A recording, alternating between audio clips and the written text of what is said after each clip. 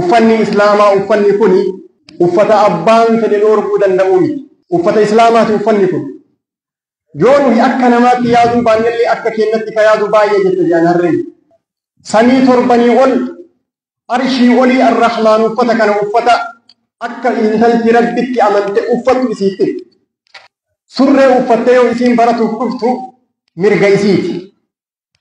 Gurdii asitti gabaabsitee duraatii fuuldurallee diinqitee yoo isiin dhuftee barattu mirga isiiti. Ta islaamaa yoo uffattee dhuftu maaliif bitaa isinitti ta'a? Sababa jalbaabaatiin barumsarraa torbaan lamaa ol wanni ari'amteef tokkoffaa dadhabina majlisaati. Taphaanii miti jijjiiramni kun ka dhufe. Warri majlisa keessa jirtan federaalarraa kaasaatii haga ka Oromiyaatti haga gandaatitti rakkoon barattoota maa salaattaniif mana barumsaa irraa arga ari'amanii furmaata argatu. Jijjiirama jettanii haga ammaa achi jirtan maali wanni isin hin jijjiirtan? Baadiyyaa fi magaalaa keessatti barattoota hedduutu hidhame akka jijjiiramni kun dhufu. Maal argattanii barattoota dagattan isinarra warri majlisa keessa jirtan? Namaa mitii barasan bara kitaabu tawhiid illee hidhame akka hin gurguramne jedhamee. Warra kitaaba gurguru ajajni itti kennamee kitaabu tawhiid hin gurgurinaa jedhamee labsiin kun baafame. Barsiisaa ijoolleen islaamaa ijaallaalee jibbu jira. Barsiisaa uffata islaamaa ijaallaalee jibbu jira. Amma durallee jibbitan waa takka baruu hin dandeenye islaamummaa waa takka illee gootan. Haqaaf namni dubbatuun haqaaf namni waa wal gaafatuun hafee jira. Uffata islaamaa maa uffatteef barumsarraa ari'amti? Uffata islaamaa maa uffatteef wayita barumsarraa ariitan dhugamaan isin barsiisota? Obboleeyyan keenya kan warri kiristaanaa hin jiran masqala yookaan mahataba waan jedhaniin kana mormarra godhatanii mana barumsaa seenanii kan dhiiraallee kan dubartiillee akkasuma baratan. Amantii jaraati waan itti amananii dhoowwullee hin danda'u barsiisaan tokko. Kan islaamaa yoo jalbaaba rabbiin ajaje uffattee dhuftu kun iddoo amantiitii miti maa jettanii?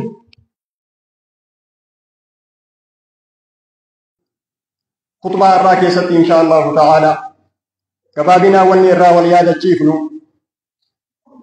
diinal islaam keessatti uffata dubartiin islaamaa uffatturraa wal yaadachiifnu. Jalbaaba niqaaba irraa wal yaadachiifna khutbaa irraa keessatti. Uffata niqaaba jedhamu kana uffata jalbaaba jedhamu kana filannoo namaatiin odoo hin taane rabbitu subhaanahu wa ta'aalaa dubartiin rabbitti amante uffata kana akka uffattu ajaje. Uffata qofa odoo hin ta'in uffata kana uffatuun dubartii rabbitti amanteef ibaadaa sawaaba irratti argatti. ربي رسولك إنه صلى الله عليه وسلم يا أيها النبي قل لأزواجك وبناتك ونساء المؤمنين يدنين عليهن من جلابيبهن. يا رسول صلى الله عليه وسلم هذا مناكتي إلمان تدبرتوتاتي دبرتوتا مؤمنتوتاتي جلباب وفتا جليل ربي رسولك إنه صلى الله عليه وسلم أجل. Uffanni islaamaa uffanni kuni uffata abbaan fedhe dhoorkuu danda'u miti.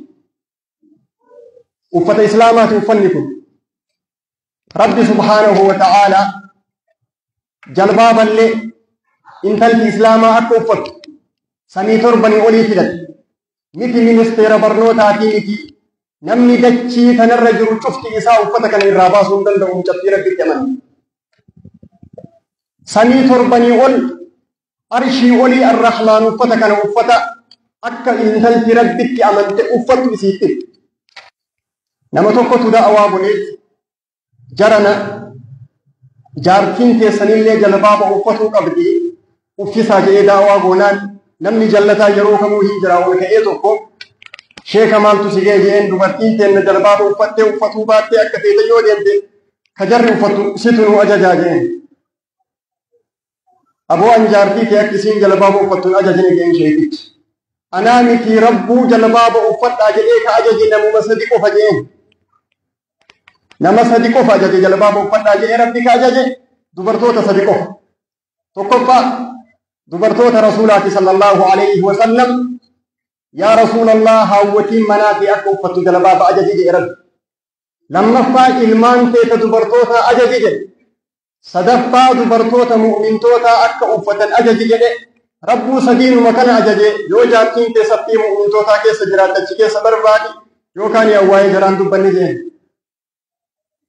Gadaa kana keessatti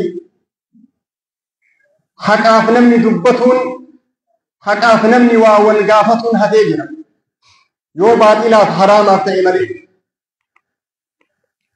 Rakkoon haqarra rakkoon waan dhugaa irra yoo ga'e maaliif rakkoon irra ga'a jechuun hafee jira yoo baaxilaaf ta'e malee. Mootii jallataa tokkotu nama 1,000 namoota badii hin qabne walitti qabee du'a itti murteesse fannifamanii akka jarri ajjeefaman. Namoota 1,000 du'a itti murteesse kana yaasee wayita fidu ajjeesuuf harree tokkollee itti makee jara wajjin harree tokkollee oofaati. Ummanni walitti qabamee taa'u marti achi ilaalee harreen hoo badii maalii qabani? Ummata 1,000 akkanaan inni ajjeesuuf deemu badii maalii qaban jedhanii gaafatuu didanii harree hoomaa waliin ajjeesuuf deema harreen badii maalii qabani? Yoo nuyi akka namaatti yaaduu baannellee akka keenyatti ka yaadu baay'ee jette jedhan harreen. Baaxilaaf dubbata malee namni yeroo ammaa haqaaf namni dubbatu nama gabaaba. Quba qabdan namni marti intalli islaamaa sababa hijaaba uffatteef intalli islaamaa sababa jalbaaba uffatteef mana barumsaa irraa 7 ol ari'amti. Badiin qabdu yakki isiin raawwatte tokko hin jiru. Uffata islaamaa maa uffatteef barumsa irraa ari'amti. Uffata islaamaa maa uffatteef wayita barumsa irraa ariitan dhugamaan isin barsiisota. Obboleeyyan keenya kan warri kiristaanaa hin jiran masqala yookaan mahataba waan jedhaniin kana mormarra godhatanii mana barumsaa seenanii kan dhiiraallee kan dubartiillee akkasuma baratan. Amantii jaraati waan masqala jedhaniin kana yookaan mahataba asirra mormarra diratanii seenanii baratan. Waan itti amananii dhoowwullee hin danda'u barsiisaan tokko. Mirga jaraati waan itti amanan san mormarra diratanii seenanii baratan. Amantii jaraati. Kan islaamaa yoo jalbaaba rabbiin ajaje uffattee dhuftu kun iddoo amantiitii miti maa jettanii?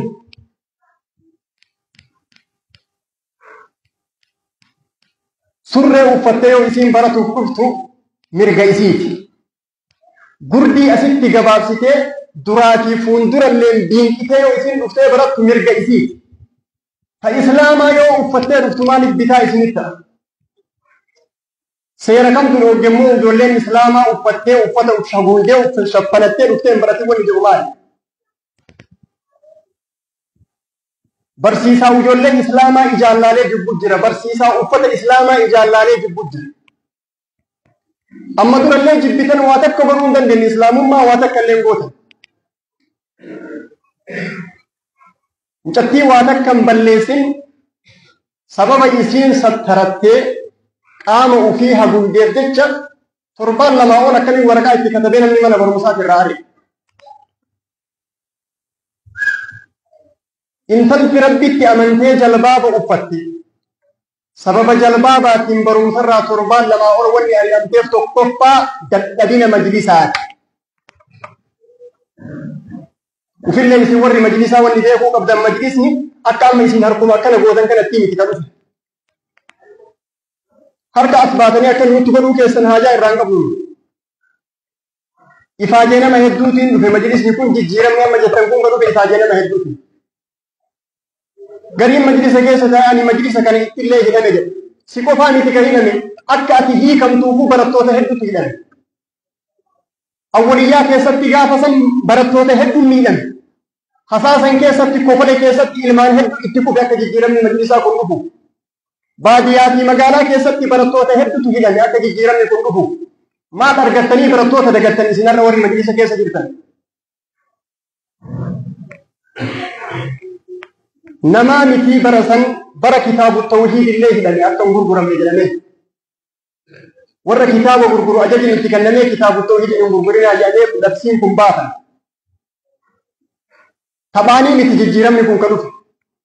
Warri majlisa keessa jirtan federaala irraa kaasaa fi haga Oromiyaatti haga gandaatitti imimmaan intala islaamaa boottuu isinitti haa mul'atu. Rakkoon dubartii islaamaa sababa jalbaaba uffatteef rakkifamtuu furmaata haa argatu. Rakkoon barattoota maa salaattaniif mana barumsaa irraa arga ari'amanii furmaata haa argatu. Jijjiirama jettanii haga ammaa achi jirtan maali wanni isin jijjiirtan? reef barumsi baramee ji'a lama gaya maali wanni ijoolleen mana barumsaatti irraa sababa jalbaabaatiif ari'amtuuf wayita ijoolleen kwaasii achi keessa dhiittu rakkoon qabu wayita ta islaamaa sa'aa boqonnaa gabbaatu fireedii boqonnaa ittiin raka'aa 4 daqiiqaa 5 keessa salaatu hin hayyamamu maal dachiin najisaa yaa ijoolleen islaamaa yoo bakkee barumsaa san keessatti yeroo boqonnaa baatu baatee salaatu wayita kun kwaasii taphatu san warri salaatu yoo salaatee maal rakkoo qabu majlisni ka'amma isin amma finfinnee keessatti wanni kun furmaata argatuu qabaa ijoolleen mana barumsaatti haa deebi'an jenne kana isinirraa dhageenyu mana barumsaatti haa deebi'an jedhaa nuu gaafadhaa odoo hin ta'in mana barumsaatti maaliif ari'aman barattoonni kana nuu gaafadha mucattii jalbaaba uffatte mana barumsaatti irraa ari'amte mana barumsaatti nuu deebisaa odoo hin ta'in sababa jalbaaba uffatteef maa barumsarraa ari'amtii nuu gaafadha wayita haati xiyya barattu jalbaaba uffatuun dhoorga barsiisaa haadha xiyya barsiisanillee na barsiise wayita nullee barannu jalbaabii dhoorga ka Finfinnee qofaa miti magaalaa hundarratti baadiyyaa cufa keessatti ijoolleen sababa salaataatiin mana barumsaatti irraa ari'amaa jirti intalti islaamaa sababa jalbaaba uffatteef mana barumsaatti irraa ari'amaa jirti ka isin amma haasoftanii mana barumsaatti haa deebi'an jenne waliin haasofna walii galla jettan kun rakkoo akkanatti furamuu miti amma booda akka ittiin deebi'e nuu godha baraneen gaddaallee rakkoon kun ka'e rakkinni majlisa bira jira xiqqoma haasoftanii jiraa walitti dhuftanii waan isin odoo galmaan hin gahin dhiiftaniif wanni baraneen gaddaa baranallee deebi'e wanni kun waggaan maaliif gaafii ta'ee ka intalti islaamaa ta jalbaaba uffatte jalbaabaaf maaliif cinqamti maaliif saalfate ta qullaa dhuftu ufitti fuutanii barsiisaa jirtan idan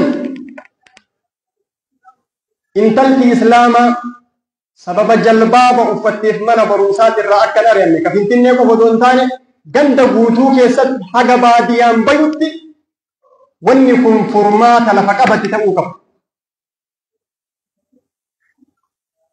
sababa salaataatiif ijoolleen ari'amtu mirgi jaraa guutuun guututti eegamuufii qaba namni maa salaatteef akkamitti ari'ama obboleeyyan teenya kiristaana yoo mormarratti maataba godhatanii dhufan waan itti amanan godhatanii dhufan waan amantaa godhattee baafadhu namni jedhuun hin jiru jalbaaba yoo uffattee dhuftu iddoo amantaatii miti maa jettanii ufsaftattee yoo dhuftu idan ifaajeen dadhabbii ustaazota hedduutiin Ahmadiin Jabal Faati ustaaz Badru Huseen Faati hedduun jaraa itti miidhamanii furmaanni kun argame